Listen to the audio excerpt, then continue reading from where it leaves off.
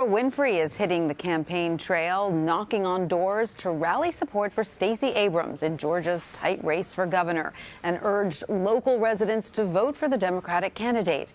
If Abrams wins, she would be the first African-American woman elected governor in the country.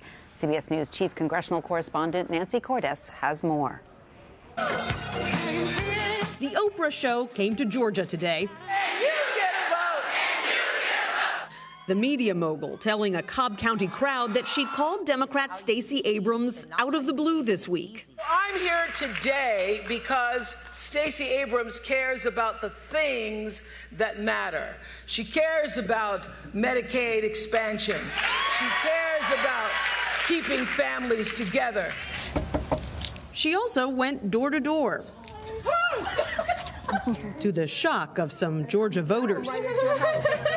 Oprah is a registered independent and has only stumped for one other major candidate. He is the one. Barack Obama.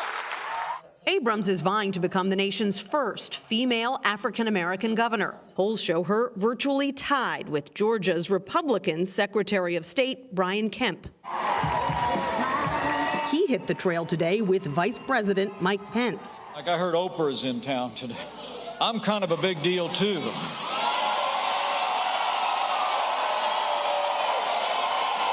You get that? And I got a message. I got a message for all Stacey Abrams' liberal Hollywood friends. This ain't Hollywood. This is Georgia. The governor's race here has been plagued by accusations of voter suppression, lawsuits filed over registration purges, and polling place closures.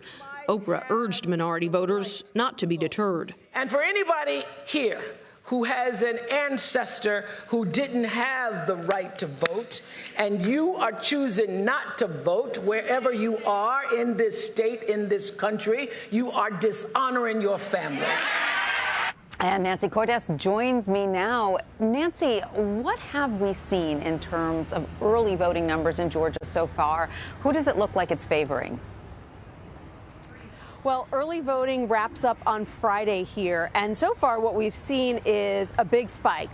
The numbers are about double what we saw in the last midterm election 4 years ago. Really strong turnout among first-time voters who are African-American and Asian and Hispanic, which is good news for Abrams. That is a population that she has really been targeting, and a lot of her volunteers have been trying to register those new voters. On the other hand, we've seen a really huge spike, in some cases triple the voting numbers from 4 years ago in some heavily Republican counties. And so it's really hard to say right now who this is going to benefit in the end. One thing we can say for sure is that there's clearly a lot of interest in this race. This is a race that resonates far beyond the state there. Now, earlier, President Trump said Abrams is, quote, not qualified.